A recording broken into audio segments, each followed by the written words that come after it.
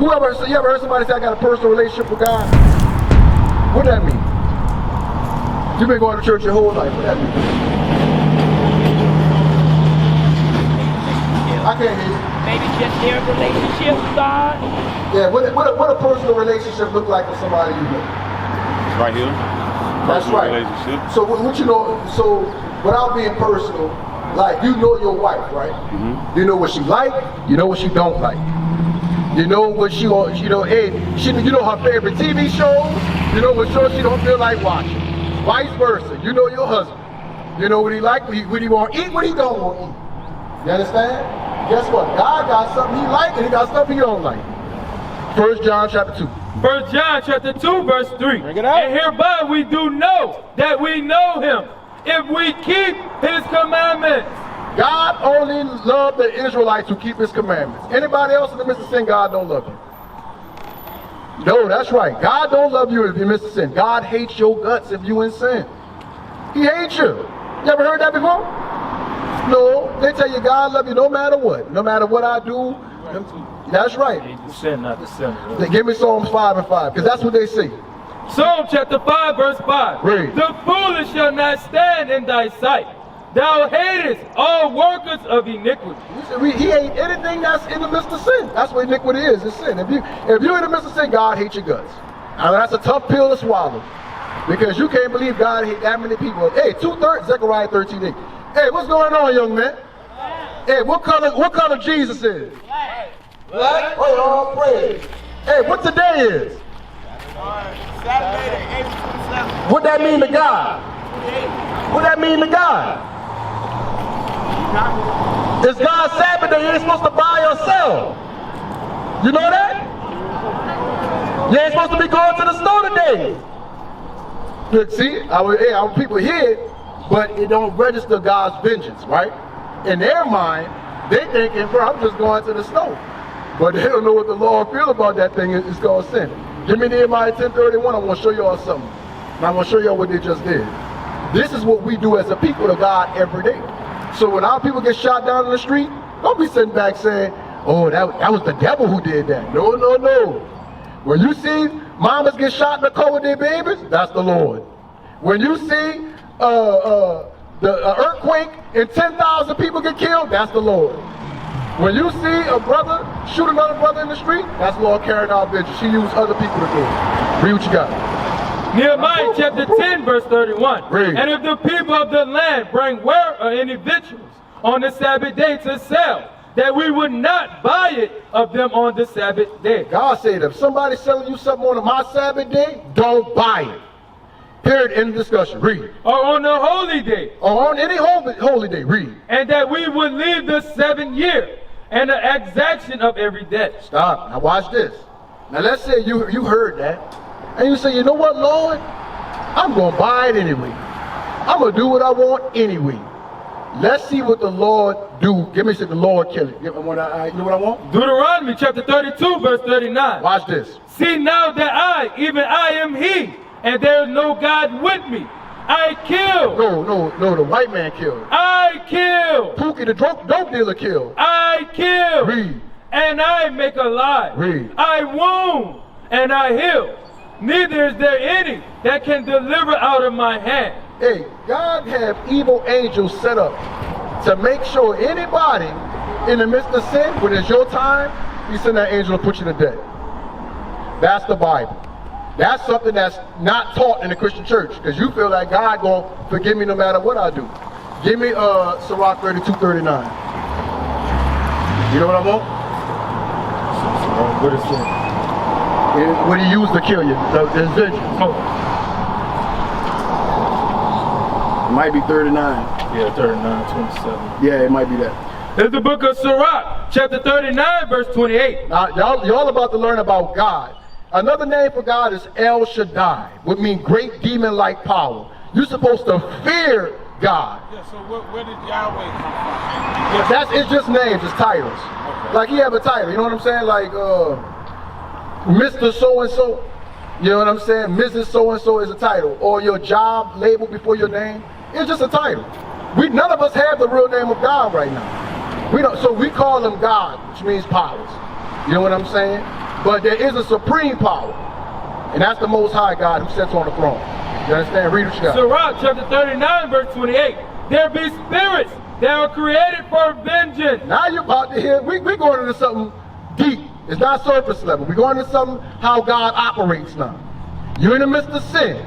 You're partying. You making that thing shake in the club. You're smoking your cigarettes. You're smoking your weed. You're getting high. God is laying in the cut. You watching. Because his eyes are 10,000 times brighter than the sun. Read. There be spirits that are created for vengeance. There's a council that's sitting around the Most High God and he's saying, you see Marcus today? I'm tired of him committing this sin. Today the day he gonna die. Read on.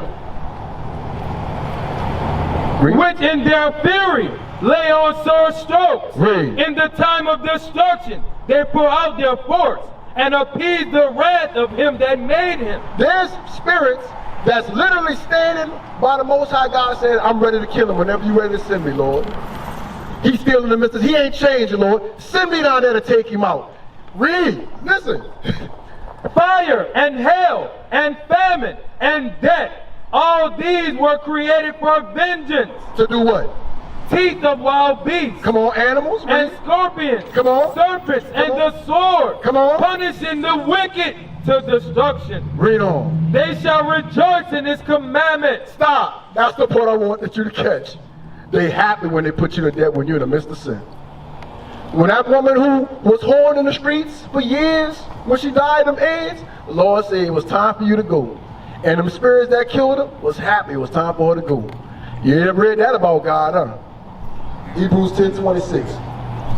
Yeah, we don't know God. We think we know God. When I say personal relationship, you need to fear God as if your life depended on it. Because it does. That's right. You understand what I'm saying? What you getting things like wear a dress, don't eat pork. And you hear that and you say, okay, well that sounds, I could do that. But there's a severity behind it, which the officer brought up with Isaiah 66. We don't know consequences and how God actually works. Read. Hebrews chapter 10 verse 26. Watch this. For if we sin willfully. Stop, man. Let's say you're going to sin anyway. You're going to say, man, I ain't care what the nigga told me about. Hey, God ain't do me nothing yet. I've been smoking for 35 years and I'm still alive. See, we was told that if you ask for forgiveness all the time, that he gonna, if you do something wrong, you say, oh God, forgive me, he's gonna forgive you. That he forgive you, what, seven times? How they... Oh, they talk about the 7 times 7. That's how you're supposed to forgive your brother if he offended. That ain't the Lord. Some people have less mercy than others. That's right. Lord might kill you tomorrow. You understand what I'm saying? Read. For if we sin willfully, after that we have received the knowledge of the truth, Read. there remaineth no more sacrifice for sin. Now, after you heard that God said stop smoking cigarettes, and you go home and say, I need one more. I need one more Marlboro Light. I need one more Swisher Sweet. God said there remained no more sacrifice for you. So now, Ecclesiastes 8:11. Ecclesiastes chapter 8 verse 11. Read. Because sentence against an evil work is not executed speedily. That's the young men. Because God didn't strike them down when they decided to go anyway, right? Ain't no lightning bolt came down. Nobody came did a drive-by on them. They sitting back saying, ain't God gonna do me nothing. I'm good. I'm good with Jesus. Read.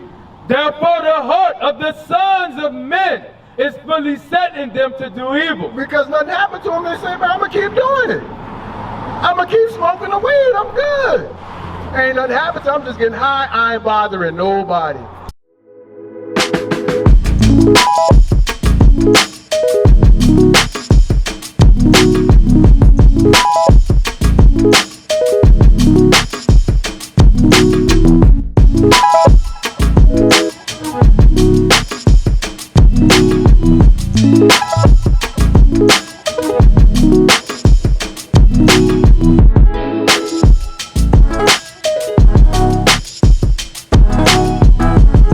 The young lady who dressed, they had 3 young sisters who was dressing immodestly, right? They didn't know they was immodest because the adults didn't tell them to dress right. But guess what could happen to them young sisters? Somebody could harm them. I seen, and I'm gonna go there, I seen white boys roll past in a pickup truck and they was honking at us when we was riding by. They know who we are. They know we the ones who come in and say, stop doing what we doing, let's live right. They want y'all to stay dressing immodest, our young girls, so they can be taken advantage of. They want our young brothers stay getting high and stay dealing drugs, hate one another, so we keep fighting each other. We no threat when we like this. God putting us back in shape. God putting us back in order. And the black man gonna be in order once again, Ezekiel 37. God is putting us back in order. We understand God's judgment. How you doing, my sister? We understand God's judgment. We understand God kills those who don't keep his commandments. And we trying to save you. That's what we out here to do. Read what you got. Ezekiel chapter 37. What you want verse? You can start. You can read verse. Yeah, verse 11. Then he said unto me, Son of man, these bones are the whole house of Israel. Behold, they say our bones are dry, and our hope is lost. Stop. If you look at the black community, you'll say, man, look at this community. Look at the man. His pants hanging off his butt. He got a blunt hanging out of his mouth. He grabbing himself every time a young person come by. He's saying something disrespectful to his elders. Man, don't tell me nothing, old man. When you look at that, you say, how God is going to wake these people up. The way these people treat one another. Read. We are cut off for our parts. Come on. Therefore prophesy and say unto them, Thus said the Lord God, Behold, O my people, I will open your grave. Stop. God sent men like us out here to say, no, you are somebody. You are Israelite. You're the greatest people on the face of this earth. That's right. You don't have to live the way you live it. Sister, you're supposed to marry that brother, not just having sex with that brother. Brother, don't shoot a man that look just like you. You're killing yourself when you do that. Read. Behold, there our bones are dry, and our hope is lost. Come on. And we are cut off for our parts. Read. Therefore prophesy and say unto them, Read. Thus said the Lord God, Behold, O my people, I will open up your graves, and cause you to come up out of your grave. Come on. And bring you into the land of Israel. Read. And ye shall know that I am the Lord your God. When these people see us rise up, and we be the gods on this earth again, they gonna know God is with us.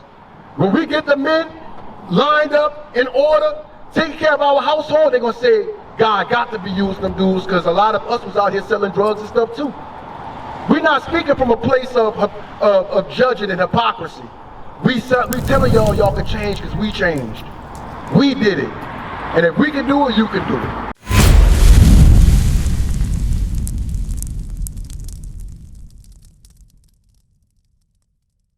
What is a nation?